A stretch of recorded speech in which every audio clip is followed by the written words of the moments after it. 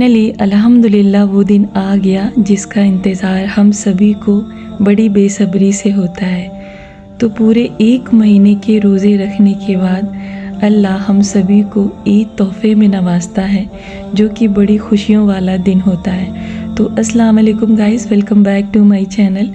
आप सभी को मेरी तरफ से ईद बहुत बहुत मुबारक हो।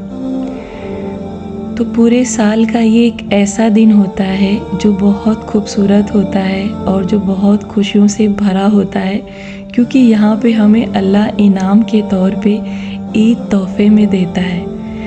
तो फ़िलहाल कभी कभी आपको ईद 29 रोज़े के बाद मिल जाती है और कभी कभी 30 रोज़े के बाद ईद आती है, लेकिन इस बार अल्लाह ने 29 रोज़ा हम सबको नसीब किया।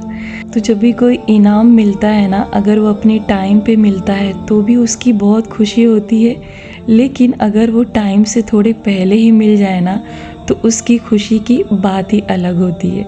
तो खैर, रमज़ान का आखिरी दिन मेरे लिए सबसे ज़्यादा बिज़ी दिन रहा और मैं पूरे दिन काम करती रही एंड मेरा जो कुछ भी पढ़ने का था उसको भी मैंने कंप्लीट किया। थोड़ा थोड़ा मुझे लग रहा था कि कहीं ऐसा ना हो कि काम अधूरा ही रह जाए, लेकिन बस कहते हैं ना कि रमज़ान में इतनी बरकत होती है ना कि अल्लाह सारे काम बस फटाफट करा देता है। एंड लास्ट मोमेंट पे मैंने सोचा कि मैं आखिरी इफ्तारी जाके अम्मी के पास करती हूँ, क्योंकि उनकी दिन में कॉल आई थी कि हम लोग जाके वहीं पर इफ्तारी करें, लेकिन मेरे पास काम इतना ज़्यादा था और मैं इतना ज़्यादा बिज़ी थी कि मेरे लिए पॉसिबल ही नहीं लग रहा था। लेकिन बस पता नहीं कैसे जल्दी जल्दी काम हुआ और फिर अल्हम्दुलिल्लाह वहाँ पे जाके इफ्तारी भी किए और सारे भाई बहनों के साथ मिल के ईद का चाँद भी देखे। तो ईद का चाँद बहुत ही खूबसूरत था, बहुत ही प्यारा था। और जब आप अपनी आँखों से चाँद को देख लेते हैं ना तो फिर उस ईद की बात ही अलग होती है। तो खैर, ईद का चाँद नज़र आ गया और हम सब बहुत खुश थे, लेकिन इस बार की चाँद रात हमारी फैमिली के लिए बहुत अलग थी, क्योंकि अभी हमारे बीच हमारे पापा नहीं हैं। और जब चाँद नज़र आता था ना और हम लोग पापा को जाके बताते तो फिर वो इफ्तारी करके लेटे रहते थे एंड उसके बाद उठते थे और सबके लिए जाके मिठाई लाते और एक अजीब सी घर में हलचल और एक अजीब सी खुशी होती थी।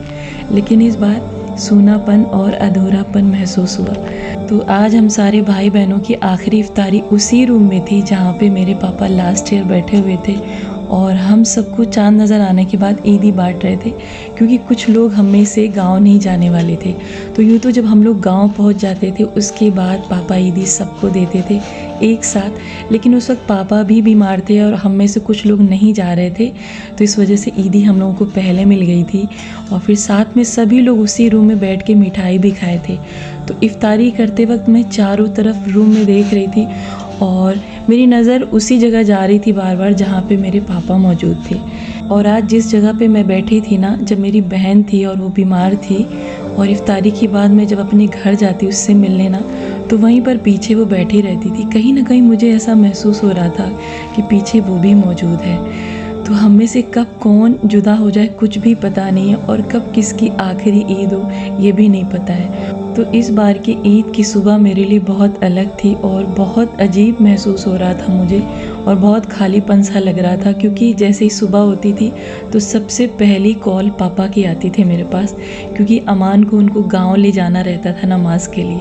तो अक्सर मैं मना कर देती थी क्योंकि पापा बहुत लेट में वापस आते थे वहाँ से और मैं सोचती थी कि मैं जब दिन में जाऊँ तो लेके जाऊँ, लेकिन इस बार अमान गए, लेकिन मेरे भाई लोगों के साथ वो गए। तो हमेशा से हम सब की ईद गांव में ही जाके होती थी और मैंने बचपन से देखा था कि हम लोग बहुत सुबह उठते, तकरीबन 4 बजे से उठ जाते और बारी बारी करके सब लोग नहाते और फिर इस तरीके से रेडी होके गांव के लिए निकलते थे। लेकिन कुछ सालों से मैं कभी जाती और कभी नहीं जाती, लेकिन इस बार मुझे फाइनली जाना था और मुझे ऐसा लग रहा था कि मैं अपने पापा से मिलने जा रही हूँ और एक अंदर से अजीब बेचैनी थी कि वहाँ पे जल्दी से पहुँचूँ।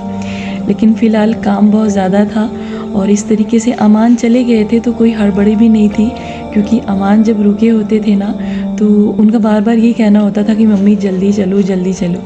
तो यहाँ पे बार बार गांव से कॉल भी आ रही थी और अमानत बहुत परेशान थी कि पता नहीं मैं जा पाऊँगी कि नहीं जा पाऊँगी, क्योंकि वो मुझे लगातार काम करते हुए देख रही थी और उनको ऐसा लग रहा था कि शायद मम्मा ना जा पाएँ क्योंकि उनका काम बहुत ज़्यादा है। तो मुझे भी लग रहा था कि शायद काम ना हो पाए, लेकिन अल्हम्दुलिल्लाह दोपहर तक यानी कि ज़ोहर की नमाज़ के पहले पहले काम हो गया था।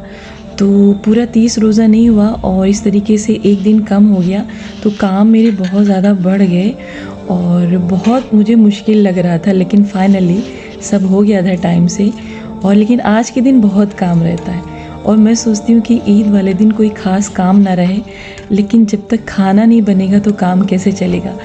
तो खाने में मैंने बिरयानी बना लिया था, रायता बना लिया था, लेकिन यहाँ पे सिवई मैं बना रही थी और कम टाइम था और मुझे लग रहा था कि शायद दोनों सिवैयाँ मैं ना बना पाऊँ, और इसलिए 2 भगोने मैंने गैस पे एक साथ चढ़ाए और जल्दी जल्दी से कीमावी सिवई और शीर खुरमा की मैं तैयारी करने लगी। तो यूँ तो कीमावी सिवई सिर्फ अमान खाते हैं और मैं खाती हूँ, बाकी जो शीर खुरमा होता है उसको तो कोई नहीं खाता है, पूरा मुझे ही खाना पड़ता है। तो बिरयानी मैंने इतनी ज़्यादा बना ली थी ताकि नेक्स्ट डे मुझे कोई काम ना रहे और खाना फ्रीज़ में रहे और आराम से इंजॉय करें और आराम करें। तो अल्हम्दुलिल्लाह सब कुछ हो गया था और सिवई भी अच्छी बन गई थी। और यहाँ पे मैंने जो है ड्राई फ्रूट्स की कटिंग भी पहले से नहीं की थी, तो इसको भी मैंने बहुत जल्दी जल्दी से किया था। और सिवई बनाते हुए मैंने बर्तन भी साथ साथ में धुल लिए थे और उसके बाद में ज़ोहर तक पूरा कंप्लीट हो गया था। लेकिन अमानत इस बीच बहुत परेशान थी, क्योंकि जैसे उनके पास कोई कॉल या मैसेज आ रहा था ना, वो परेशान हो जा रही थी और बार बार बस मेरी तरफ घूर घूर के देखे जा रही थी कि पता नहीं मम्मी जाएंगी भी या नहीं जाएंगी। तो खैर भाई लोग तो काफ़ी सुबह चले गए थे, अमान भी उनके साथ चले गए थे और अभी बस हम लोग फवाज़ और फ़ायज़ा को लिए और यहाँ से निकल चुके थे और 2 बज चुके थे। पहले नमाज़ पढ़े ज़ोहर की, उसके बाद निकल गए। और जब ईद होती है ना और फिर आपको ईद मनाने कहीं और जाना होता है ना, तो उसकी खुशी अलग हो जाती है। तो यूँ तो बहुत अधूरापन था, खालीपन था और बहुत सूना सूना महसूस हुआ। पूरा सुबह से लेके ज़ोहर तक बहुत खालीपन महसूस हुआ, लेकिन अभी फाइनली थोड़ा बहुत अच्छा लगने लगा था। और जब गांव गए तो बहुत ही ज़्यादा अच्छा लगा। तो मेरे पापा हमेशा यही सोचते थे ना कि सब लोग इकट्ठा होकर ईद मनाएं, तो हम में से जब कोई कभी मना कर देता था ना, बहुत ज़्यादा दुखी होते थे। और ख़ासकर मैं नहीं जाती थी अक्सर, क्योंकि काम भी बहुत होता था और इस तरीके से पूरा सुबह से लेकर शाम तक वहाँ रुकना पड़ता था, तो मैं थोड़ा सा बोर हो जाती थी। लेकिन मेरे पापा ना बार बार मनाते कि चलो बेटा वहीं पर ईद करते हैं, और आखिरी मोमेंट तक वो इंतज़ार करते रहते थे कि एक बार मैं हाँ कर दूँ। लेकिन मैं आज खुशी के साथ वहाँ पे जा रही थी और बस मुझे ऐसा लग रहा था ना सच में कि मैं अपने पापा से वहाँ पे मिलने जा रही हूँ, क्योंकि वहाँ के हर कोने कोने में मेरे पापा की आवाज़ की गूंज मुझे महसूस होती है।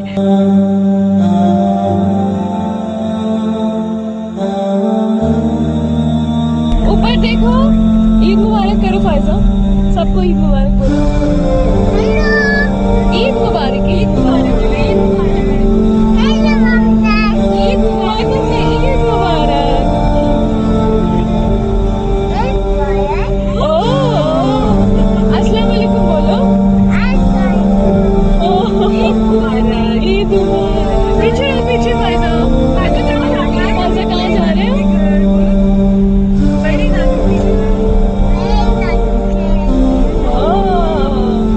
तो यूँ तो मैं सीधे घर के लिए निकली थी, लेकिन बीच में मैं फूफी के घर भी चली गई थी। और मेरे गांव में मेरे मामू, मेरी फूफी, मेरे खाला सभी लोग रहते हैं, लेकिन मैं सिर्फ अपने एक फूफी के घर गई थी और वहाँ पे थोड़ी देर रुकी थी और फिर घर आ गई। तो यहाँ पर सुबह से बच्चे खेल खेल के थक चुके थे और अभी कुछ बच्चे सो रहे थे, और जब अचानक से हम लोगों को देखे ना बहुत ज़्यादा खुश हो गए। तो तकरीबन अभी यहाँ पहुँचते पहुँचते मुझे 3 बज गए थे और इस तरीके से बहुत कम टाइम हम सब के पास था इंजॉय करने के लिए। तो आज मैं बहुत ज़्यादा एक्साइटेड थी बच्चों को ईदी देने के लिए, और मैं अपनी पापा की तरफ से उन सभी को ईदी देना चाह रही थी। और आज के पहले मैंने कभी किसी को ईदी नहीं दिया था। हाँ, कभी कभी मैंने फवाज़ और फ़ायज़ा और आहिल को दिया था, लेकिन आज बस मुझे ऐसा लग रहा था ना कि मैं अपनी पापा की तरफ से ईदी बच्चों को दूं। तो सभी लोग बहुत एक्साइटेड थे कि आज सीमा भी हम सबको ईदी देंगी, और बहुत इंजॉय किया बच्चों ने।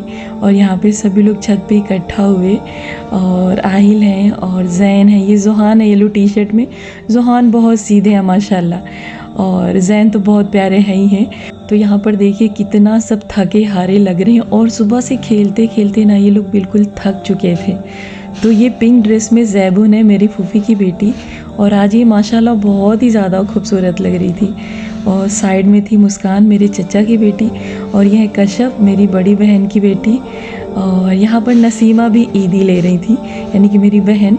तो पहले मैंने सिर्फ बच्चों को डिसाइड किया था देने के लिए, लेकिन जब नसीमा को दे दिए ना तो फिर लगा कि सारी बहनों को भी दे दें। और फिर मेरी भाभी बोली कि मुझे आपसे ईदी चाहिए, तो खैर मुझे उसको भी देना पड़ा। हालांकि मैंने सबको 100-100 रुपये दिए, और बहुत छोटी सी रकम थी, लेकिन ईदी तो ईदी होती है ना, चाहे फिर आप 10 रुपये ही क्यों ना दें। तो बहुत अच्छा लगा। जिस तरीके से सुबह बहुत खालीपन और बहुत उदासी लग रही थी, लेकिन ज़ोहर के बाद जब गाँव वाले घर पे आए तो यहाँ पे बहुत अच्छा महसूस हुआ, और हर कहीं मुझे अपने पापा की आहट महसूस हो रही थी। तो माशाल्लाह मेरी जॉइंट फैमिली है, और जब ईदी लेने का टाइम आता था ना तो पापा सबको नाम के साथ बुलाते थे और बारी बारी करके सब अपनी ईदी लेते थे। लेकिन आज ईदी हम सबको उस्मान भाई ने दिया, और सबके पास वो जा के सबको ईदी बांटे, और सब बहुत खुश थे। तो अल्हम्दुलिल्लाह 4 से 5 घंटे बहुत अच्छे बीते और सब ने मिल बहुत इंजॉय किया। लेकिन अब आ रही थी मुश्किल घड़ी, क्योंकि जैसे ही शाम हो जाती है ना तो बच्चे बहुत उदास हो जाते हैं, और सब बस मिलके यही प्लानिंग करते रहते हैं कि इस तरीके से सीमापी को मनाया जाए और अमान भाई को रोक लें। तो अफ़ान अरहान का मुझे समझ में आता है कि वो लोग बचपन से अमान के साथ रहे हैं, और कहीं ना कहीं जब इस तरीके से बिछड़ते हैं तो बहुत दुखी हो जाते हैं।